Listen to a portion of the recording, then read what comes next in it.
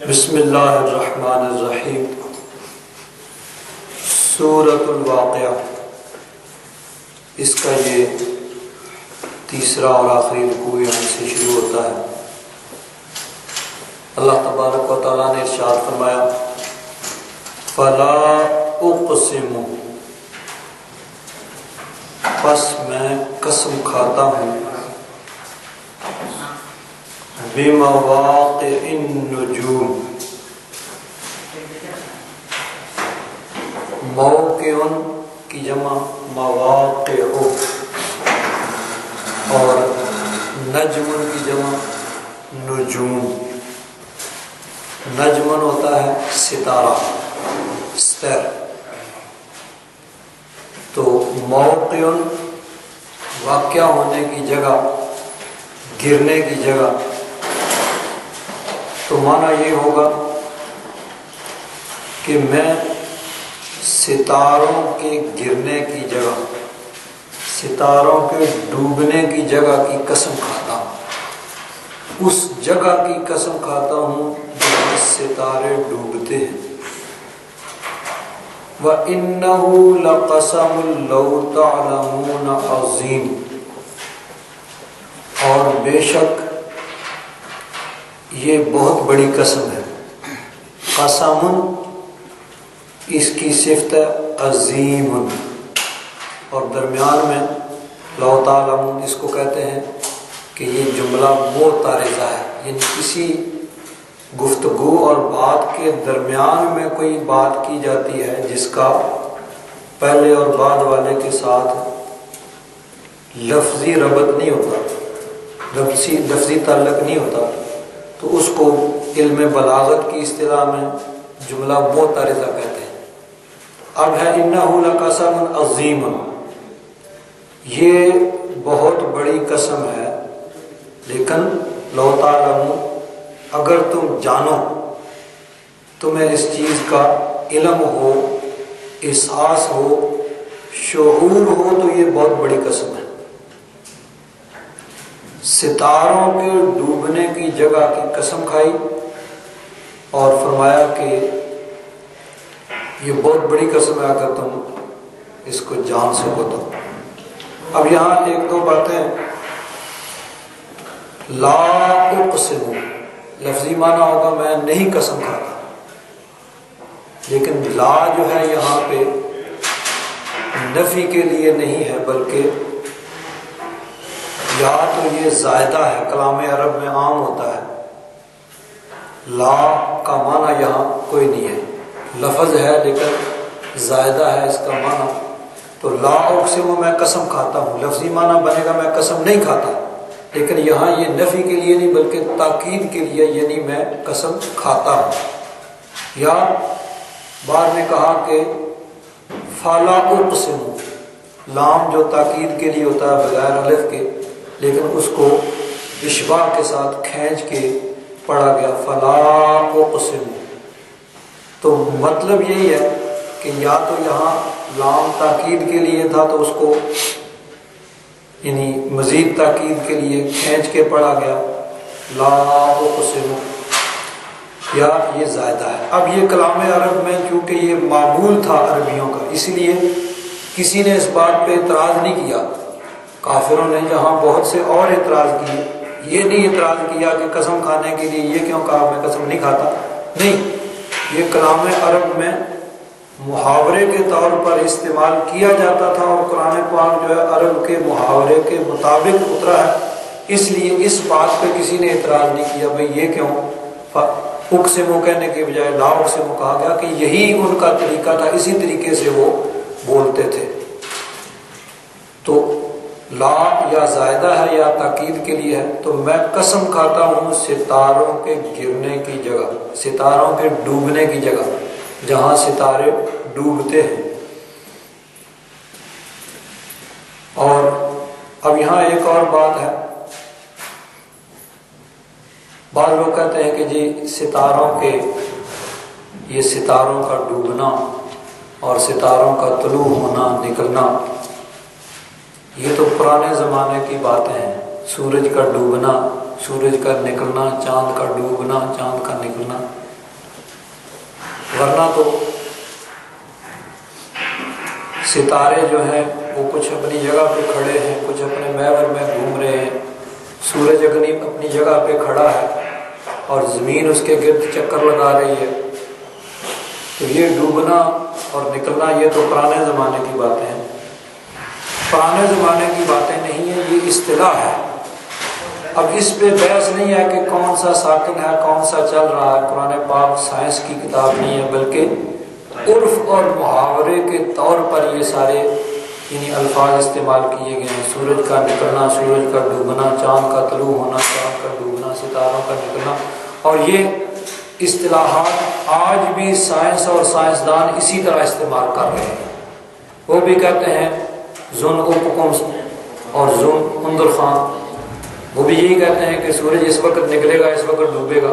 حالانکہ کہتے وہ یہ ہے کہ سورج اپنی جگہ کھڑا ہے، وہ ایک الگ موضوع ہے۔ اور یہ جو ہے محاورہ اور عرف ہے کہ اتنے بجے سورج نکلے گا، اتنے بجے ڈوبے گا، اتنے بجے چاند نکلے گا، اتنے بجے چاند ڈوبے گا، سورج اور چاند کے ڈوبنے میں اتنا فرق ہوگا، اتنی دوری ہوگی، یہ ساری اصطلاحات ہیں جو عرف کے طور پر استعمال کی جاتی ہیں۔ اب قرآن پاک میں بہت سے مقامات پہ اللہ تبارک و تعالیٰ نے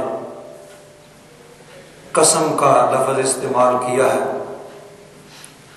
لیکن یہاں پہ قسم کھانے کے بعد یہ فرمایا کہ میں ستاروں کے ڈوبنے کی جگہ کی قسم کھاتا ہوں۔ اب موقع یہ ظرف کا صیغہ ہے، یہ ظرف زمان بھی ہو سکتا ہے، ظرف مقام بھی ہو سکتا ہے، یعنی ستاروں کے ڈوبنے کے وقت کی قسم یا ستاروں کے ڈوبنے کی جگہ کی قسم کھاتا ہوں۔ تو یہاں جگہ مراد ہے، ستاروں کے ڈوبنے کی جگہ کی قسم کھاتا ہوں، اور یہ بہت بڑی قسم ہے اگر تم جان لو تو۔ قرآن پاک میں اور بھی بہت سی جگہ پہ قسم کا استعمال کیا گیا ہے، لیکن کسی جگہ یہ نہیں کہا کہ یہ بہت بڑی قسم ہے اگر تم جانو۔ صرف یہاں پہ یہ فرمایا کہ میں ستاروں کے ڈوبنے کی جگہ کی قسم کھاتا ہوں، اور یہ بہت بڑی قسم ہے اگر تم جانو۔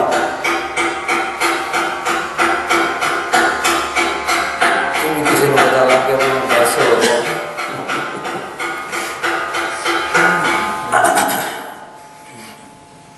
اب یہاں ستاروں کے ڈوبنے کی جگہ سے کیا مراد ہے کہ اس کی قسم اللہ تبارک و تعالیٰ نے کھائی، اور یہ بھی فرمایا کہ اگر تم جانو تو یہ بہت بڑی قسم ہے۔ اس کے مفسرین کرام نے بہت سے معنی بیان کیے ہیں، کچھ نے تو ظاہری معنی بیان کیا ہے کہ اس سے مراد یہی جہاں ستارے ڈوبتے ہیں اس کی اللہ تبارک و تعالیٰ نے قسم کھائی ہے۔ اب اس کی وجہ کیا ہے، کیوں ستاروں کے ڈوبنے کی جگہ کی قسم اللہ تبارک و تعالیٰ نے کھائی ہے، یہ اللہ تعالیٰ جانتا ہے، وہ خود اپنی حکمتوں کو جانتا ہے۔ ہر چیز کا علم اور حکمت کا علم ہونا ضروری نہیں ہے، لیکن حضرت مفتی احمد یار خان صاحب نعیمی رحمۃ اللہ تعالی علیہ نے یہاں فرمایا ہے کہ مواقع النجوم سے مراد صحابہ کرام کی قبریں ہیں۔ تو اللہ تبارک و تعالیٰ نے صحابہ کرام کے مزارات اور ان کی قبروں کی قسم کھائی ہے۔ حضرت مفتی احمد یار خان صاحب نعیمی رحمۃ اللہ تعالی علیہ چونکہ عوامی انداز میں اس کو بیان کرتے ہیں، تو انہوں نے اس کا کوئی حوالہ نقل نہیں کیا ہے۔ پھر میں نے ضیاء القرآن کو دیکھا تو حضرت پیر کرم شاہ صاحب رحمۃ اللہ تعالی علیہ نے بھی اس کا ایک مفہوم یہ بھی بیان کیا ہے۔ ایک مفہوم یہ ہے کہ یہاں مراد صحابہ کرام کی سجدہ گاہیں کہ جہاں پہ وہ عبادت کیا کرتے تھے، سجدہ کیا کرتے تھے، اور دوسرا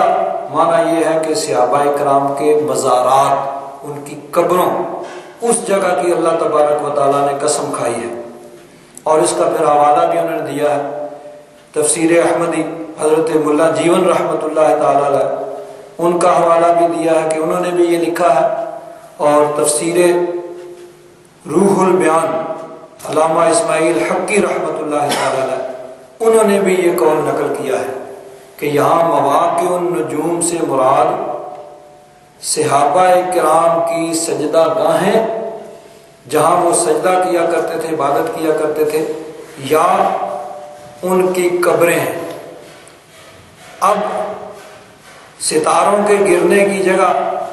اور صحابہ کرام کی قبروں، ان کی آپس میں مناسبت کیا ہو سکتی ہے؟ تو بات یہ ہے کہ جب کسی سے محبت ہوتی ہے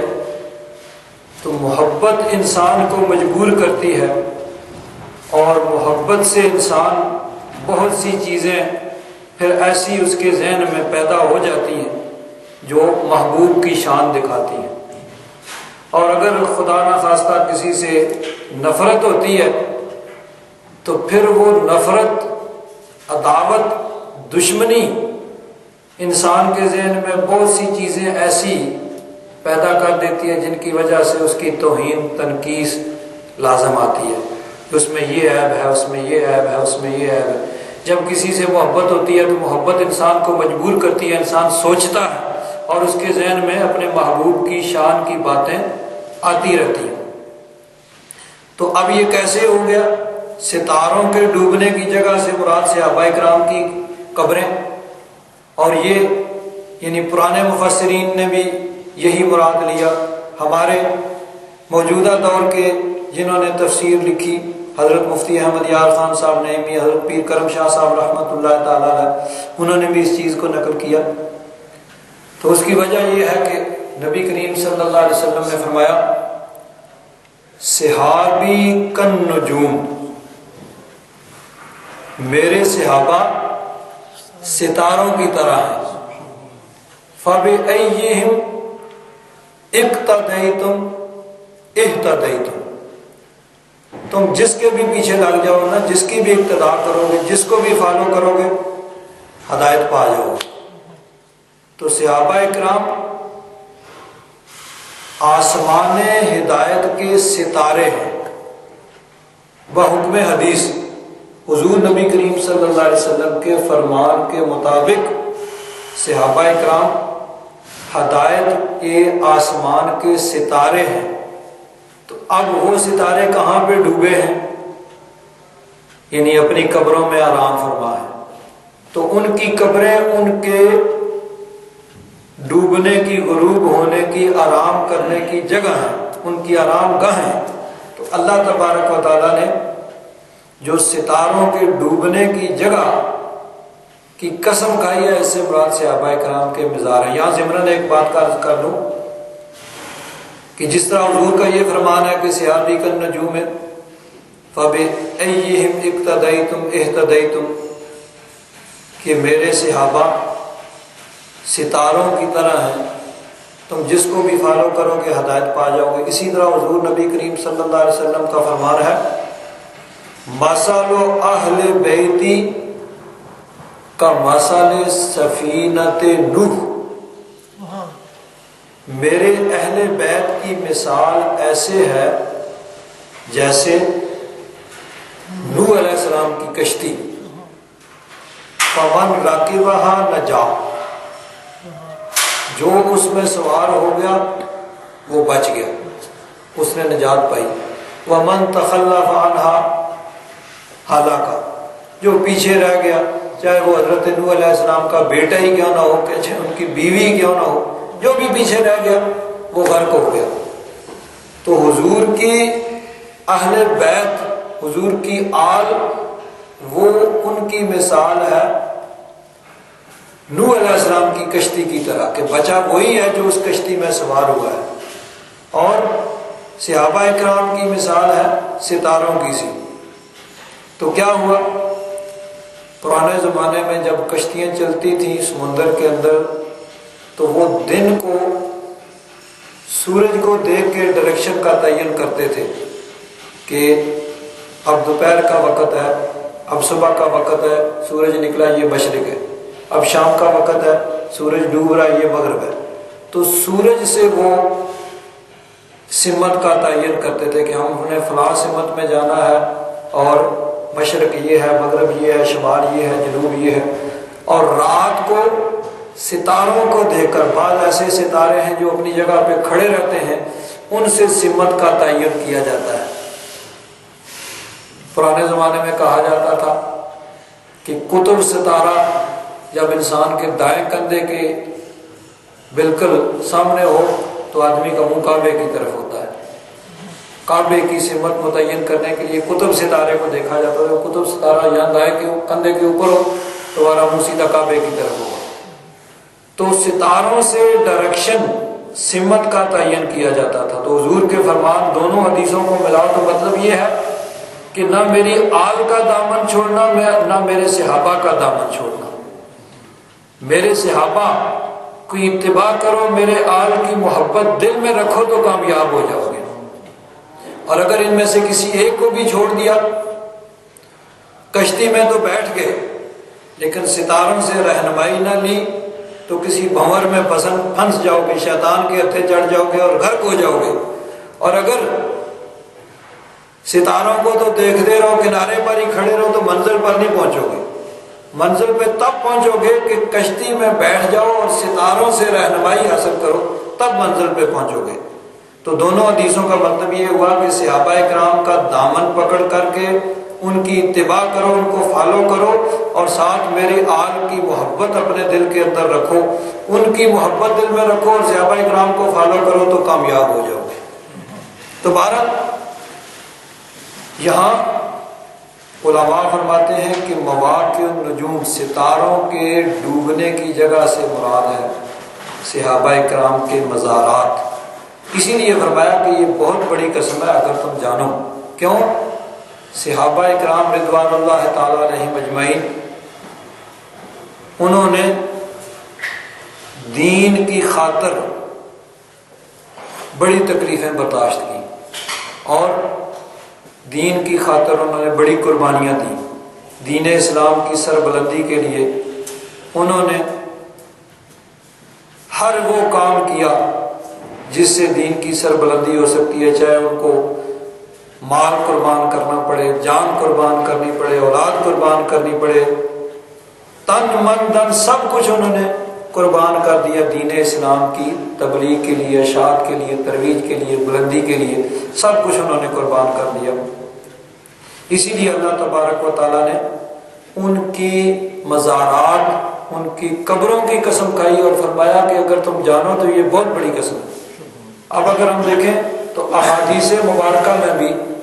صحابہ کرام رضوان اللہ تعالیٰ علیہم اجمعین ان کی بڑی شان بیان کی گئی ہے۔ نبی کریم صلی اللہ علیہ وسلم کی بہت سی احادیث مبارکہ ہیں کہ جن کے اندر حضور نے اپنے صحابہ کرام کی عظمت و شان کو بیان کیا۔ تمام احادیث کی کتابوں کے اندر یہ احادیث موجود ہیں، اور جب تک صحابہ کرام کی عظمت اور شان کی حدیثیں کسی کتاب میں نہیں ہوں گی، وہ حدیث کی کتاب مکمل اور کمپلیٹ ہی نہیں ہوگی۔ مشکات شریف کے اندر پورا ایک باب باندھا، باب مناقب الصحابہ، صحابہ کرام کے مناقب، ان کے فضائل، اس کا باب۔ اس میں پہلی حدیث پاک ہے، اور یہ حدیث پاک متفق علیہ، یعنی بخاری اور مسلم دونوں کتابوں میں۔ اور یہ یاد رکھیں کہ جب کوئی کتاب، کوئی حدیث بخاری شریف یا مسلم شریف میں آ جائے تو بعد کے جو محدثین ہیں ان کا طریقہ یہ ہے کہ پھر کسی اور کتاب کے حوالے کی وہ ضرورت محسوس نہیں کرتے۔ بخاری اور مسلم کا جب حوالہ آ گیا تو پھر کسی اور کتاب کے حوالے کی ضرورت وہ محسوس نہیں کرتے کہ ٹھیک ہے بھئی امام بخاری نے جب روایت کر دی یا امام مسلم نے روایت کر دی تو اب اس کے بعد کسی اور کتاب کے حوالے کی وہ ضرورت ہی محسوس نہیں کرتے. تو یہ متفق علیہ یعنی دونوں امام بخاری اور امام مسلم نے صحیح بخاری اور صحیح مسلم کے اندر اس حدیث پاک کو نقل کیا. نبی کریم صلی اللہ علیہ وسلم کا ارشاد گرامی ہے لا تسبوا اصحابی، میرے صحابہ کو برا بلا نہ کہنا، ان کے متعلق کوئی بے ادبی کا کلمہ، کوئی ایسی بات جس سے ان کی توہین لازم آئے، تنقیص لازم آئے، ایسی کوئی بات زبان پہ نہ لانا. فَلَوْ أَنَّ أَحَدَكُمْ أَنفَقَ مِثْلَ أُحْدٍ ذَهَبًا، یہ ان لوگوں کو خطاب ہے جو صحابہ اکرام کے بعد میں آنے والے ہیں. کیونکہ صحابہ اکرام کے متعلق کہا جا رہا ہے کہ میرے صحابہ کو گالی نہ دینا، تو یہ بعد والے لوگ وہ مخاطب ہیں کہ اے بعد میں آنے والوں، قیامت تک آنے والوں، تم میرے صحابہ کو برا بلا نہ کہنا، کیونکہ تم میں سے اگر کوئی احد پہاڑ کے برابر سونا خرچ کرے، کوئی 1 تولہ 2 تولے 1 کلو 2 کلو کی بات نہیں ہے، من اور ٹن کی بات بھی نہیں ہے. احد پہاڑ، پورا پہاڑ جس کا وزن ہزاروں لاکھوں ٹن ہوگا، فرمایا کہ احد پہاڑ کے برابر بھی اگر کوئی تم میں سے سونا خرچ کرے، ما بلغ مد احدہم ولا نصیفہ، تو میرا صحابی 1 مد خرچ کرے. یہاں مٹھ یہ مراد بتایا نہیں کہ کیا، مفسرین محدثین فرماتے ہیں کہ یہاں مراد جو ہے کہ میرا صحابی اگر 1 مٹھی بھر جو یا آدھی مٹھی جو اللہ کی راہ میں خرچ کرے تو اس کو اللہ تبارک و تعالیٰ اتنا ثواب عطا فرمائے گا، اتنا ثواب عطا فرمائے گا کہ غیر صحابی جو صحابی نہیں ہے، چاہے وہ نیک متقی پرہیزگار مسلمان ہو، ولی ہو، کتب ہو، غوث ہو، ابدال ہو، اوتاد ہو، سب لوگ مراد ہیں. تو فرمایا کہ غیر صحابی اگر احد پہاڑ کے برابر سونا بھی خرچ کرے گا تو ایک صحابی کے مٹھی پر جو یا آدھی مٹھی جو کے برابر بھی اس کو ثواب نہیں مل سکتا. وہ احد پہاڑ کے برابر سونا خرچ کرے گا تو اس کو تو اللہ تعالیٰ اس کا پورا اجر عطا فرمائے گا، اس کے اجر میں کمی نہیں ہوگی. لیکن صحابی کا مٹھی بھر جو خرچ کرنا ہی اس کو اللہ تعالیٰ اس سے زیادہ ثواب عطا فرما دے گا. کوئی احد پہاڑ کے برابر سونا خرچ کرے نا، اس سے بھی زیادہ اللہ تعالیٰ صحابی کو 1 مد یعنی 1 مٹھی بھر یا آدھی مٹھی جو خرچ کرنے کا اتنا زیادہ ثواب جو ہے وہ عطا فرما دے گا.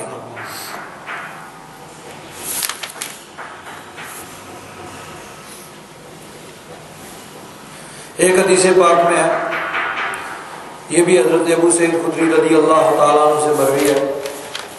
کہ نبی کریم صلی اللہ علیہ وسلم نے ارشاد فرمایا لوگوں پہ ایک ایسا وقت آئے گا کہ ایک لشکر جہاد کے لیے جائے گا تو وہ کہیں گے دیکھو بھائی هل فیکم من صاحب رسول اللہ صلی اللہ علیہ وسلم، دیکھو تم میں کوئی صحابی موجود ہے. یعنی وہ دور ہوگا جب صحابہ اکرام کا دور ختم ہو رہا ہوگا، صحابہ اکرام اس دنیا سے اٹھ چکے ہوں گے، ان کا وصال ہو چکا ہوگا، کوئی خال شاذ و ناظر کوئی کہیں کسی شہر میں کوئی صحابی جو ہیں وہ باقی ہوں گے. تو وہ لشکر والے کہیں گے بھائی دیکھو تم میں کوئی ایسا شخص ہے جس نے حضور کی مصاحبت کی اور جو حضور کی بارگاہ میں حاضر اور صحابیت کے درجے پہ فائز ہو. فَيَقُولُونَ نَعَمْ، وہ کہیں گے ہاں ہمارے لشکر میں ایک صحابی ہیں. تو حضور فرماتے ہیں فَيُفْتَحُ لَهُمْ، ان کی برکت سے اس لشکر کو فتح مل جائے گی، اس صحابی کی برکت سے وہ لشکر فتح یاب ہو جائے گا. پھر فرمایا ثُمَّ يَأْتِي عَلَى النَّاسِ زَمَانٌ، پھر لوگوں پہ ایک ایسا وقت بھی آئے گا فَيَغْزُو فِئَامٌ مِّنَ النَّاسِ، لوگوں کا ایک لشکر جائے گا جہاد کے لیے، فَيُقَالُ هَلْ فِيكُم مَّن صَاحَبَ أَصْحَابَ رَسُولِ اللَّهِ صلی اللہ علیہ وسلم۔ اب صحابہ کرام کا دور تو ختم ہو چکا ہوگا، تقریباً 100 سال تک حضور کے وصال کے 100 سال تک صحابہ کرام کا دور رہا۔ اس وقت تک تمام صحابہ کرام اس دنیا سے انتقال کر چکے، تقریباً یعنی 100 ہجری یا 110 ہجری تک صحابہ کرام کا دور ہے، اس کے بعد پھر تابعین کا دور ہے۔ تو اب یہ تابعین کا دور بھی اختتام پذیر ہوگا، یعنی وہ لوگ جو صحابہ کرام کے پاس حاضر ہوئے، ان سے علم دین حاصل کیا، ان کو تابعی کہتے ہیں۔ اب اس میں یہ بھی ہے کہ صحابی ہونے کے لیے صرف ایمان کے ساتھ حضور کی زیارت کرنا، حضور کی بارگاہ میں حاضر ہونا ہی کافی ہے۔ جس نے ایمان کے ساتھ ایک نظر حضور کو دیکھ لیا حضور کی ظاہری حیات میں، وہ صحابی بن گیا۔ اب تابعی کے لیے یہ یعنی کافی نہیں ہے کہ اس نے کسی صحابی کو دیکھ لیا، بلکہ تابعی ہونے کے لیے شرط یہ ہے کہ وہ لمبا عرصہ کسی صحابی کے پاس رہے ہوں اور ان سے علم حاصل کیا ہو، ان کو تابعین کی صف میں شامل کیا جاتا ہے۔ اب یہ دور وہ ہوگا دوسرا دور جو تابعین کا دور بھی اختتام پذیر ہوگا، اور کوئی خال خال تابعی ایسا شخص موجود ہوگا جس نے کسی صحابی کی زیارت کی ہوگی، تو لوگ دور دور سے اس کی زیارت کرنے کے لیے جاتے ہوں گے، بھئی یہ وہ شخص ہے جس نے حضور کے فلاں صحابی کی زیارت کی تھی۔ تو اس وقت ایک لشکر جائے گا، تو وہ لشکر والے کہیں گے بھئی صحابہ کرام کا دور تو بڑا عرصہ ہوا ختم ہو گیا، اب تو تابعین کا دور بھی ختم ہو رہا ہے، دیکھو تمہارے لشکر کے اندر کوئی ایسا ہے من صاحب اصحاب رسول اللہ صلی اللہ علیہ وسلم، کہ جو صحابہ کرام کی بارگاہ میں حاضر رہا ہو، کسی صحابی کی اس نے ماہیت حاصل کی ہو اور ان کی مصاحبت کی ہو، ان سے علم حاصل کیا ہو اور تابعی کے مرتبے پہ فائز ہو۔ فَيَقُولُونَ نَعَمْ، وہ کہیں گے ہاں ایک تابعی موجود ہے ہمارے لشکر میں۔ حضور فرماتے ہیں فَيُفْتَحُ لَهُمْ، اس تابعی کی برکت سے ان کو فتح حاصل ہو جائے گی۔ اب وہ دور بھی گزر گیا، فرمایا ثُمَّ يَأْتِي عَلَى النَّاسِ زَمَانٌ، پھر یہ بھی متفق علیہ حدیث ہے، دونوں بخاری اور مسلم دونوں میں یہ موجود ہے، دونوں کے حوالے سے صاحب مشکات نے یہاں نقل کیا۔ حضور نے فرمایا کہ ایک ایسا لشکر بھی جائے گا کہ جب صحابہ اکرام کا دور بھی ختم ہو چکا ہوگا، تابعین کا دور بھی ختم ہو چکا ہوگا، اس کے بعد آتا ہے تبع تابعین کا دور، کہ وہ حضرات جو صحابہ اکرام کی زیارت تو نہیں کر سکے لیکن تابعین سے انہوں نے علم حاصل کیا، ان کی شاگردی اختیار کی، تو وہ تبع تابعین ان کو کہا جاتا ہے۔ تو ہمارا صحابہ اکرام کا دور بھی ختم ہو چکا ہوگا، تابعین کا دور بھی ختم ہو چکا ہوگا، اور تبع تابعین کا دور بھی اختتام پذیر ہونے والا ہوگا۔ کوئی خال خال تابعی جو ہے وہ یعنی تبع تابعین میں سے وہ ملتے ہوں گے، یعنی وہ حضرات جنہوں نے کسی تابعی کی زیارت کی ہوگی اور ان کی شاگردی اختیار کی ہوگی۔ تو فرمایا پھر ایک لشکر جائے گا اور وہ کہیں گے کہ دیکھو حل فیکم من صاحب اصحاب رسول اللہ صلی اللہ علیہ وسلم، تم میں سے کوئی ایسا شخص موجود ہے کہ جو صحابی تو نہیں ہے، تابعی تو نہیں ہے، لیکن کسی تابعی کا شاگرد ہو، اس کے پاس رہا ہو، اس کی زیارت کی ہو، تو تبع تابعین میں سے تمہارے پاس کوئی اس لشکر میں موجود ہے؟ فَيَقُولُونَ نَعَمْ، وہ کہیں گے ہاں صحابی تو کوئی نہیں ہے، تابعی تو کوئی نہیں ہے، لیکن تبع تابعین میں سے ایک شخص ہمارے لشکر میں موجود ہے۔ تو فرمایا فَيُفْتَحُ لَهُمْ، پھر ان کی برکت سے ان کو فتح حاصل ہو جائے گی۔ اب یہ فی روایات مسلم ہے، یہ تو متفق علیہ ہوئی نا، دونوں کتابوں کی حدیث ہوگی۔ تو فرمایا کہ مسلم کی ایک روایت میں ہے چوتھا، قال یاتی الناس زمان یبعث منهم البعث فیقولون انظروا هل تجدون فیکم احدا یعنی اس میں پہلا وہی ہے، دوسرا تابعین کا، تیسرا تبع تابعین کا، اور چوتھا من رعا اصحاب النبی صلی اللہ علیہ وسلم، بلکہ تین ہے، هل ترون فیکم احدا من رعا احدا رعا اصحاب النبی صلی اللہ علیہ وسلم، یعنی کوئی ایسا شخص ڈھونڈو جس نے ایسے شخص کو دیکھا ہو، جو ایسے شخص کو دیکھنے والا جس نے صحابہ کو، یعنی صحابی کی زیارت کرنے والے، اس کے پاس علم کا حاصل کرنے والے، تابعی سے علم حاصل کرنے والے، تبع تابعین، اور تبع تابعین کے بعد ان کو کہا جاتا ہے اتباع تبع تابعین، تبع تابعین کے شاگرد۔ تو فرمایا کہ چوتھے درجے، یعنی صحابی بھی نہیں ہے، تابعی بھی نہیں ہے، تبع تابعی بھی نہیں ہے، لیکن کسی تبع تابعین کا شاگرد کوئی تمہارے اندر موجود ہے، تو وہ کہیں گے ہاں ایک ہیں جنہوں نے فلاں تبع تابعین سے علم حاصل کیا تھا، تو فرمایا فیفتح لہم، ان کی برکت سے بھی ان کو فتح مل جائے گی۔ تو صحابہ اکرام، ان کی برکت، صحابہ اکرام کے شاگرد تابعین کی برکت، اور ان کی برکت آگے منتقل ہوئی تبع تابعین، اور ان کی برکت آگے اتباع تبع تابعین تک منتقل ہو گئی۔ جہاں ایک بڑی دلچسپ بات یاد رکھیں کہ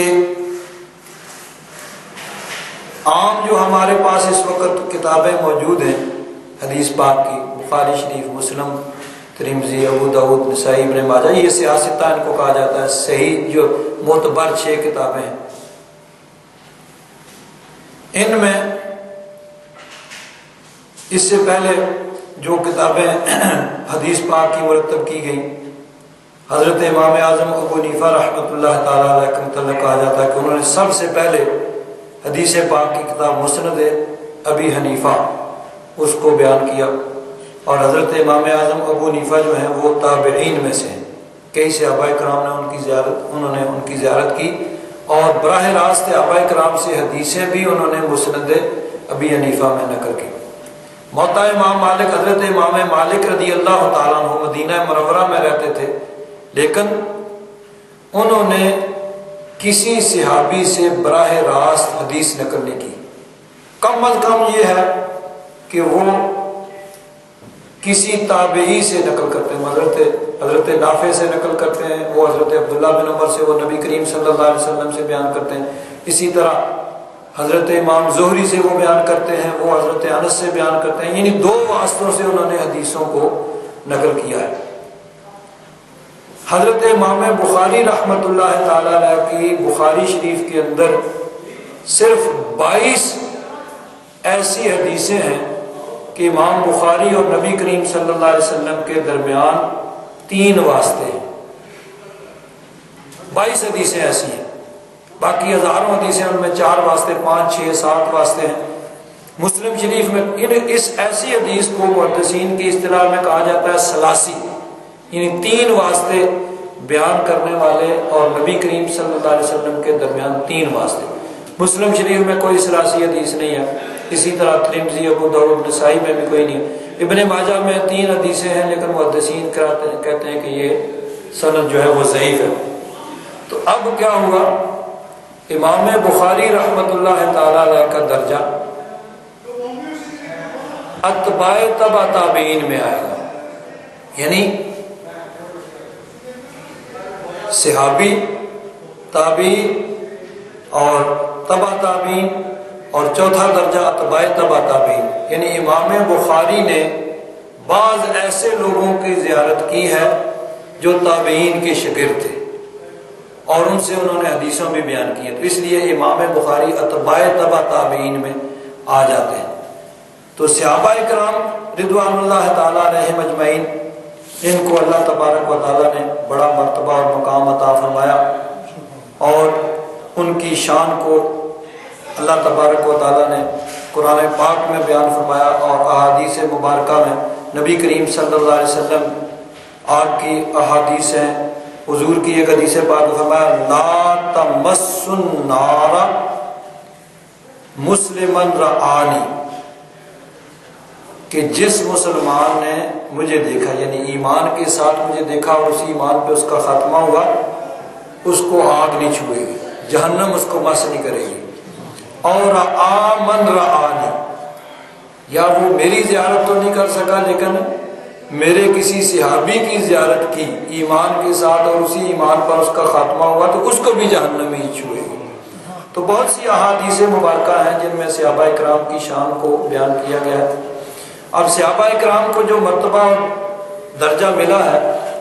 بلا شبہ اس کی ایک وجہ یہ بھی ہے کہ وہ بہت زیادہ زاہد تھے، متقی تھے، پرہیزگار تھے، عبادت میں بڑی کوشش کرتے تھے، اور دین اسلام کی خاطر انہوں نے بڑی تکلیفیں اور مشقتیں برداشت کیں۔ لیکن ایک وجہ صحابہ کرام کے درجے اور مرتبے کی یہ بھی تھی کہ ان کے دل کے اندر نبی کریم صلی اللہ علیہ وسلم کی محبت اور حضور کا ادب کوٹ کوٹ کر بھرا ہوا تھا،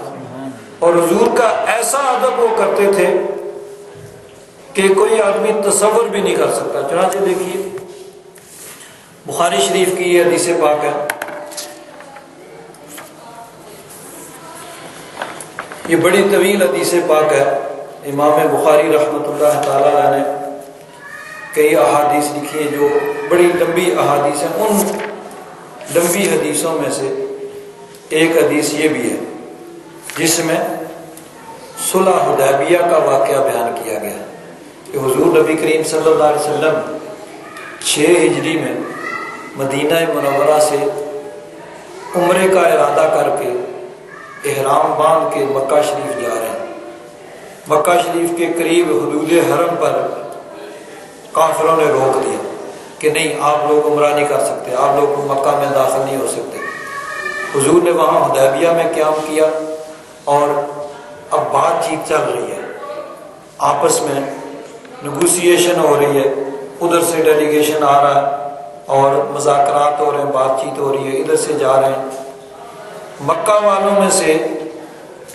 حضرت عروہ بن مسعود ثقفی، وہ اس وقت تک ابھی مسلمان نہیں ہوئے تھے، وہ سفیر بن کر بات چیت کرنے کے لیے آتے ہیں۔ حضور نبی کریم صلی اللہ علیہ وسلم کی بارگاہ میں آئے، انہوں نے بات چیت کی، تو بات چیت کرنے گفتگو ہوئی، اب معاملات طے ہو رہے ہیں، اب ساتھ ساتھ وہ دیکھ بھی رہے ہیں۔ حدیث پاک میں ہے، یہ حضرت عبداللہ بن عمر سے یہ حدیث پاک مروی ہے،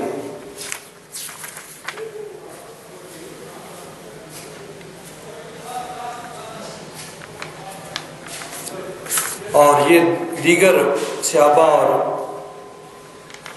حضرت امام زہری نے کہا کہ عروہ بن زبیر اور مسور بن مخرمہ اور دیگر نے یہ حدیث پاک بیان کی کہ اب وہ جو آئے ہیں مکہ والوں کی طرف سے، حضرت عروہ بن مسعود ثقفی، اس وقت تک وہ مسلمان نہیں ہوئے تھے، اس وقت تک ابھی وہ مشرک اور کافر تھے، وہ کافروں کی طرف سے نمائندہ بن کے آئے ہیں بات چیت کرنے کے لیے۔ تو حضرت عروہ فرماتے ہیں، بلکہ یہ راوی بیان کرتے ہیں، ثم ان عروہ جعل یرمق اصحاب النبی صلی اللہ علیہ وسلم، وہ ساتھ ساتھ صحابہ کرام کے طور طریقے اس کو بھی دیکھ رہے ہیں، بھئی یہ کیا ان کا طور طریقہ، کس طرح یہ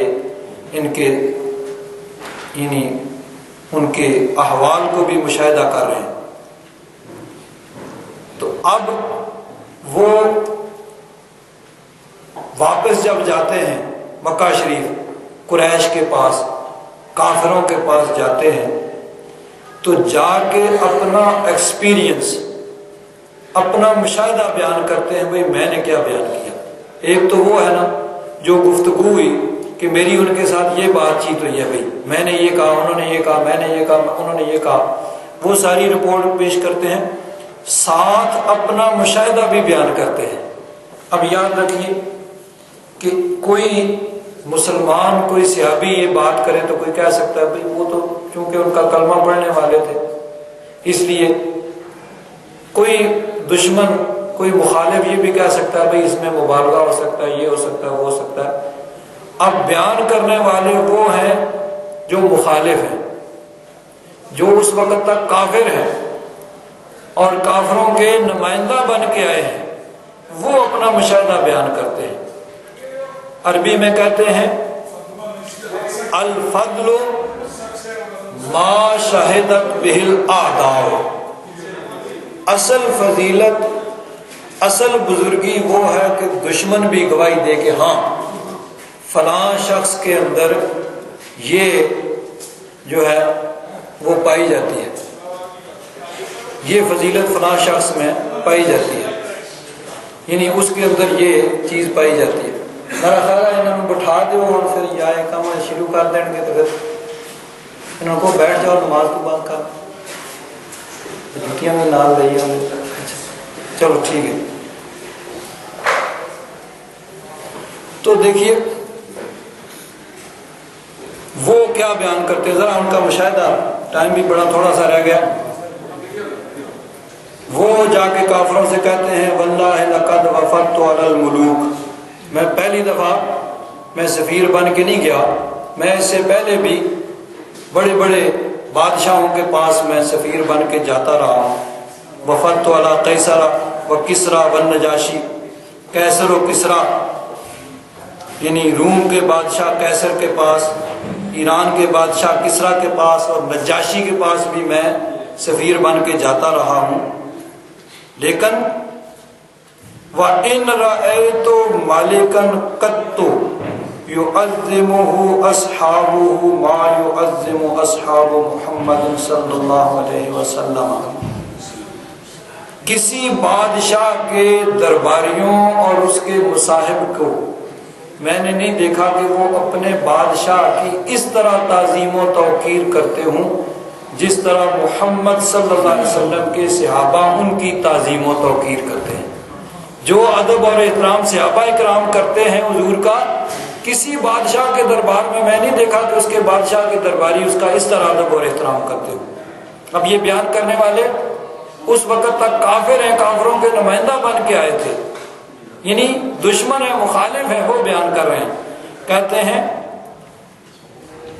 کہ ان تنخم نخامتن، نخامہ کہتے ہیں ناک کی ریٹھ، کہ اگر وہ ناک کی ریٹھ بھی حضور نبی کریم صلی اللہ علیہ وسلم پھینکتے ہیں تو وہ نیچے نہیں گرتی، کسی کی ہتھیلی پہ گرتی ہے۔ اب حضور کے ناک کی ریٹھ کو بھی وہ نیچے نہیں گرنے دیتے بلکہ اپنے ہاتھ کی ہتھیلی پہ رکھتے ہیں۔ فَدَلَكَ بِهَا وَجْهَهُ وَجِلْدَهُ، اس کو مل کے اپنے چہرے اور جسم پہ مل لیتے ہیں کہ یہ حضور کی، یعنی وہ نور سمجھتے ہیں، برکت ہی برکت سمجھتے ہیں۔ ورنہ صرف اگر کسی سے محبت ہو تو محبت میں آدمی کسی بھی محبت ہو، اس کا تھوک، اس کی ریڑھ ہو، اس طرح نہیں، تو صرف محبت ہی نہیں بلکہ محبت سے جو اگلا سٹیپ ہے کہ وہ حضور نبی کریم صلی اللہ علیہ وسلم کی ہر چیز کو نور ہی سمجھتے تھے، کہ تھوک بھی نور ہے، ناک کا ریڑھ مبارک وہ بھی نور ہی نور ہے۔ آگے فرماتے ہیں کہ جب حضور کسی چیز کا حکم دیں تو وہ دوڑ کے فوراً اس کو حکم کو بجا لاتے ہیں۔ وَإِذَا تَوَضَّأَ، اور جب حضور وضو کرتے ہیں قَعَدُوا يَقْتَتِلُونَ عَلَى وُضُوئِهِ، تو حضور کا جو غسالہ ہے نا، وضو کا پانی، اس کو وہ نیچے نہیں گرنے دیتے، دوڑ کے اس کو اپنے ہاتھوں پہ لے لیتے ہیں اور چہروں پہ مل لیتے ہیں۔ بعض روایات میں یہ ہے کہ اگر کسی کو وہ پانی نہیں ملتا تو اپنے ساتھی کے ہاتھوں سے مل کے وہ اپنے چہرے پہ مل لیتا ہے۔ اس طرح حضور نبی کریم صلی اللہ علیہ وسلم کا ادب اور احترام صحابہ اکرام کیا کرتے تھے۔ بڑی طویل حدیث پاک ہے۔ اب آخری بات میں کروں کہ صحابہ اکرام بلا شبہ وہ عبادت کے سب سے اعلیٰ مقام پہ فائز تھے۔ عبادت، ریاضت اور دین کی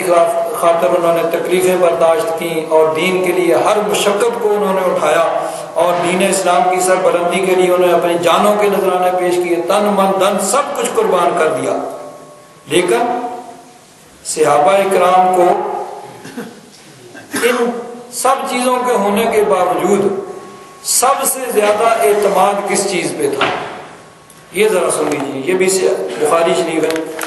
حضرت امام بخاری رحمۃ اللہ تعالی علیہ نے اس حدیث پاک کو نقل کیا ہے۔ ایک صحابی حضور کی بارگاہ میں حاضر ہوئے اور عرض کرتے ہیں متی الساعہ، یا رسول اللہ یہ تو ارشاد فرمائیے کہ قیامت کب آئے گی۔ اب چونکہ قیامت کا وقت بتانا یہ حکمت خداوندی کے خلاف تھا، اللہ تبارک و تعالیٰ نے اپنے محبوب کو فرمایا کہ اس کو پوشیدہ ہی رہنے دیا جائے، تو اس لیے حضور نے ان کا جواب ارشاد نہیں فرمایا بلکہ سوال کو ذرا دوسرے انداز میں موڑ دیا۔ فرمایا تم قیامت کے بارے میں پوچھ تو رہے ہو، وَمَا أَعْدَدْتَ لَهَا، تم نے قیامت کے لیے تیاری کیا کی ہوئی ہے؟ قیامت کو پوچھ رہے ہو کہ کب آئے گی، تیاری کیا کی ہے؟ قَالَ لَا شَيْءَ، انہوں نے کہا حضور کچھ نہیں۔ یعنی اب ظاہر بات ہے اس وقت کوئی تصور بھی نہیں کر سکتا تھا نماز چھوڑنے کا، ظاہر بات ہے وہ نماز بھی پڑھتے تھے، پنجگانہ نماز کے ساتھ تہجد بھی پڑھتے ہوں گے، اشراق بھی پڑھتے ہوں گے، چاشت بھی پڑھتے ہوں گے، اوابین بھی پڑھتے ہوں گے، نوافل کی ادائیگی کرتے ہوں گے، روزے بھی رکھتے ہوں گے، فرض روزوں کے ساتھ نفلی روزے بھی رکھتے ہوں گے، حج بھی کرتے ہوں گے، زکوٰۃ اگر فرض ہوگی زکوٰۃ بھی دیتے ہوں گے، سارے نیک کام کرتے ہوں گے، لیکن وہ عاجزی اور انکساری کے طور پر کہتے ہیں حضور کچھ بھی نہیں، یعنی حضور ان چیزوں پہ مجھے اعتماد نہیں ہے، الا انی احب اللہ ورسولہ، ہاں جس بات پہ اعتماد ہے وہ یہ ہے کہ میں اللہ رسول سے محبت کرتا ہوں، اس بات پہ اعتماد ہے کہ یہ میری بخشش کا ذریعہ بنے گا۔ قال انت مع من احببت، حضور نے فرمایا پھر تو خوش ہو جا، تو جس سے محبت کرتا ہے اس کے ساتھ ہی تیرا حشر ہوگا، تو ان کے ساتھ ہی رہے گا۔ تو حضرت انس بن مالک رضی اللہ تعالیٰ عنہ اس حدیث کو روایت کرنے کے بعد فرماتے ہیں فما فرحنا بشیء فرحنا بقول النبی صلی اللہ علیہ وسلم، حضور کے اس فرمان سے ہمیں اتنی خوشی ہوئی کہ حضور نے فرمایا کہ تو جس سے محبت رکھتا ہے تو اس کے ساتھ ہوگا، تیرا حشر اس کے ساتھ ہوگا۔ فرماتے ہیں ہمیں اتنی خوشی ہوئی کہ جتنی خوشی کبھی نہیں ہوئی تھی۔ حضور کا یہ فرمان انت مع من احببت، کہ اس سے ہمیں اتنی خوشی ہوئی جتنی کبھی نہیں ہوئی تھی۔ حضرت انس فرماتے ہیں فانا احب النبی صلی اللہ علیہ وسلم وابا بکر وعمر، کہ میں نبی کریم صلی اللہ علیہ وسلم سے محبت رکھتا ہوں، حضرت ابو بکر سے محبت رکھتا ہوں، حضرت عمر فاروق سے محبت رکھتا ہوں، وارجو ان اکون معهم، اور امید رکھتا ہوں کہ میرا حشر بھی ان کے ساتھ ہوگا، بحبی ایاہم، اس وجہ سے کہ میں ان سے محبت رکھتا ہوں، وَإِن لَّمْ أَعْمَلْ بِمِثْلِ أَعْمَالِهِمْ، اگرچہ میرے اعمال ان کے اعمال جیسے نہیں ہیں، لیکن پھر بھی صرف ان کی محبت کی وجہ سے میں امید رکھتا ہوں کہ اللہ تعالیٰ میرا حشر بھی ان کے ساتھ فرمائے گا۔ ہم بھی اسی امید پہ قائم ہیں کہ بے شک ہمارے اعمال جو ہیں وہ کچھ نہیں ہیں، ناکارہ ہیں اور بہت ہمیں خامیاں ہیں، کمیاں ہیں، لیکن ہم اللہ تبارک و تعالیٰ کے پیارے محبوب اور اللہ کے پیاروں سے محبت رکھتے ہیں، تو انشاءاللہ امید رکھتے ہیں کہ اللہ تبارک و تعالیٰ کا کرم ہوگا اور حضور نبی کریم صلی اللہ علیہ وسلم کے صدقے میں ہمارا حشر بھی انہی کے ساتھ ہوگا۔ ایک شاعر نے کہا ہے اعمال نہ دیکھے یہ دیکھا محبوب کے کوچے کا ہے گدھا، کہ اللہ تبارک و تعالیٰ ہمارے اعمال کو نہیں دیکھے گا، صرف یہ دیکھے گا کہ میرے محبوب کا گدھا ہے، میرے محبوب کے کوچے کا گدھا ہے، میرے محبوب کا غلام ہے، میرے محبوب کی محبت دل میں رکھنے والا ہے، میرے محبوب کا مدح خوان ہے۔ اعمال نہ دیکھے یہ دیکھا محبوب کے کوچے کا ہے گدھا، مولا نے مجھے یوں بخش دیا، سبحان اللہ سبحان اللہ۔ اللہ تبارک و تعالی ہم سب پر اپنا فضل اور کرم